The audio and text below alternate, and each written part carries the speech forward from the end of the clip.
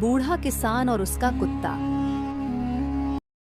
एक वफादार दोस्ती।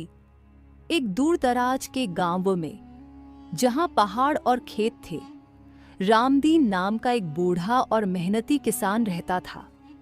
रामदीन की उम्र हो चली थी और उसके पास एक बूढ़ा लेकिन बहुत वफादार कुत्ता था, जिसका नाम था शेरू। शेरू ने अपना पूरा जीवन रामदीन के साथ बिताया था।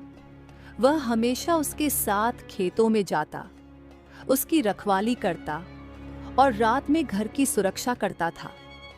रामदीन और शेरू की दोस्ती सिर्फ मालिक और पालतू जानवर की नहीं थी, बल्कि एक गहरे अटूट बंधन की थी।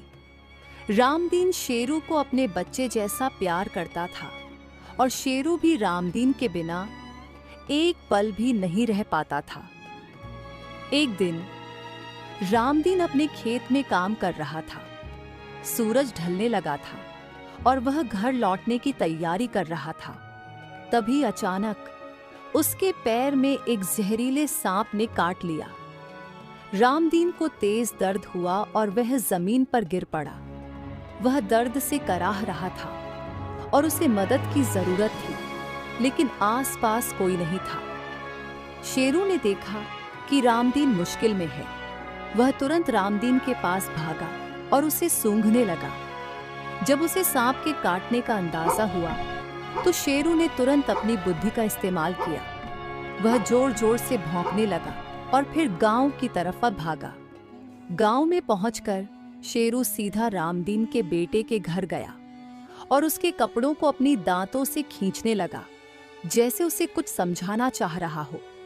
वह लगातार भौंकता रहा और फिर खेत की तरफ भागने लगा, मुड़ मुड़कर यह देखता कि रामदीन का बेटा उसके पीछे आ रहा है या नहीं। रामदीन का बेटा शेरू के अजीब व्यवहार से हैरान था। उसे लगा कि कुछ गड़बड़ है और वह शेरू के पीछे भागा। शेरू ने उसे सीधे खेत में रामदीन के पास पहुंचाया। रामदीन का बेटा अपने पिता को उस हालत में देखकर घबरा गया। उसने तुरंत गांव के वैद्य को बुलाया, जिन्होंने रामदीन को जहर के असर को कम करने के लिए दवा दी। अगर शेरू समय पर मदद नहीं लाता, तो रामदीन की जान बचाना मुश्किल हो जाता। रामदीन धीरे धीरे ठीक होने लगा, लेकिन उसे इस बात का गहरा एहसास हुआ कि शेरू ने उसकी जान बचाई थी। उसने शेरू को गले लगा लिया और उसकी वफादारी और समझदारी की खूब प्रशंसा की।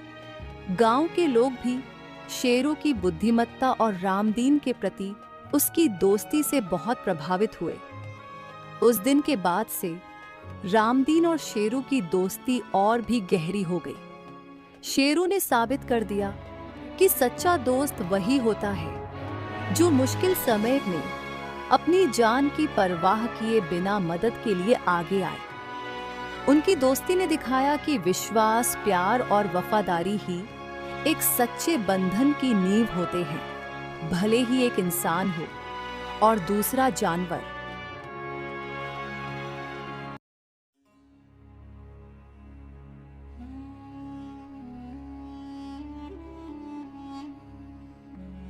एक छोटे से गांव में दो दोस्त रहते थे, अर्जुन और भीम। दोनों ही बहुत अच्छे तैराक थे और गांव के पास वाली नदी में अक्सर तैराकी का अभ्यास करते थे। अर्जुन थोड़ा घमंडी था और हमेशा अपनी ताकत और तेजी की बातें करता रहता था। भीम शांत स्वभाव का था और अपनी मेहनत पर विश्वास रखता था। एक दिन गांव में एक बड़ी तैराकी प्रतियोगिता का आयोजन हुआ। दूर दूर से अच्छे अच्छे तैराकों ने इसमें भाग लिया। अर्जुन अपनी जीत को लेकर बहुत आश्वस्त था। उसने भीम से कहा, देख लेना भीम, यह प्रतियोगिता तो मैं ही जीतूंगा। तुम तो मेरे सामने कहीं नहीं टिकते। भीम ने अर्जुन की बात सुनकर बस मुस्कुरा दिया और अपनी तैयारी में लगा रहा। प्रतियोगिता का दिन आया। नदी का पानी तेज था और तैराकी करना आसान नहीं था। अर्जुन ने शुरुआत में बहुत तेजी दिखाई और सबसे आगे निकल गया, लेकिन कुछ देर बाद वह थक गया और उसकी गति धीमी पड़ने लगी। उसने सोचा कि थोड़ी देर आराम कर लेना चाहिए। वह किनारे पर रुक गया और पानी पीने लगा। भीम लगातार अपनी गति से तैरता रहा। वह न तो ज्यादा तेज था और न ही रुका। उसने अपनी सांस को नियंत्रित रखा और अपनी ऊर्जा को बचाकर रखा। जब अर्जुन ने दोबारा तैरना शुरू किया तो उसने देखा कि भीम उससे काफी आगे निकल चुका है। अर्जुन ने अपनी पूरी ताकत लगाई, लेकिन तब तक बहुत देर हो चुकी थी। भीम ने सफलतापूर्वक दौड़ पूरी कर ली और प्रतियोगिता जीत गया। अर्जुन अपनी हार से बहुत हैरान और शर्मिंदा हुआ। उसे समझ में आया कि सिर्फ और तेजी और ताकत ही सब कुछ नहीं होती, बल्कि लगातार प्रयास करते रहना और अपनी ऊर्जा का सही इस्तेमाल करना भी जरूरी है। भीम ने अपनी शांत स्वभाव और मेहनत से यह साबित कर दिया था। कहानी से सीख, हमें कभी भी अपनी क्षमताओं पर घमंड नहीं करना चाहिए और दूसरों को कम नहीं आंकना चाहिए।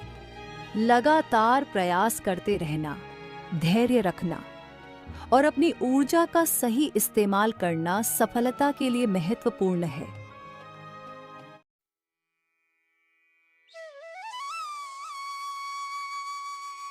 सच्ची दोस्ती। राहुल और अमित बहुत पक्के दोस्त थे। वे हमेशा एक दूसरे के साथ रहते थे, चाहे सुख हो या दुख। एक दिन राहुल ने अमित से मजाक में कहा, यार, मैं तो तुम्हारी हर बात मान लेता हूँ, पर तुम कभी मेरी कोई बात नहीं मानते। अमित थोड़ा चिढ़ गया। उसने कहा, ऐसी बात नहीं है। तुम कोई ऐसी बात बताओ जो मैं न मानूं। राहुल ने सोचा और कहा, ठीक है, अगर मैं तुम्हें एक दिन के लिए कुछ ऐसा करने को कहूँ जो तुम्हें बिल्कुल पसंद न हो, तो क्या तुम करोगे? अमित ने तुरंत हामी भर दी। हाँ बिल्कुल, दोस्ती में क्या नहीं होता।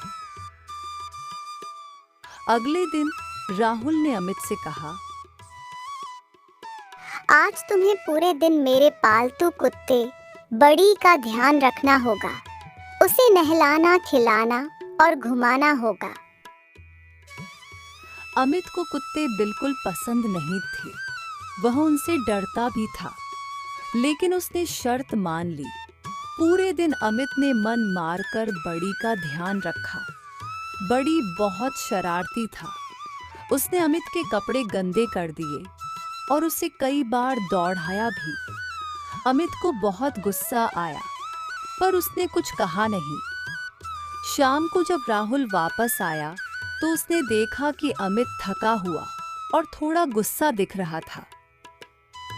क्या हुआ दोस्त, मुश्किल रहा क्या? राहुल ने पूछा। अमित ने गहरी सांस ली और कहा, बहुत मुश्किल। मुझे कुत्ते बिल्कुल पसंद नहीं, पर मैंने तुम्हारी शर्त पूरी की। राहुल मुस्कुराया और अमित को गले लगा लिया। मैं बस यह देखना चाहता था कि तुम्हारी दोस्ती कितनी सच्ची है, और तुमने साबित कर दिया। अमित को समझ आया कि राहुल उसे चिढ़ा नहीं रहा था, बल्कि उनकी दोस्ती की गहराई को परख रहा था। उस दिन के बाद अमित को कुत्ते उतने बुरे नहीं लगे और राहुल को अपनी दोस्ती पर और भी गर्व हुआ। उन्होंने सीखा कि सच्ची दोस्ती छोटी मोटी परेशानियों और व्यक्तिगत पसंद नापसंद से ऊपर होती है, जहां एक दूसरे के लिए त्याग भी खुशी देता है।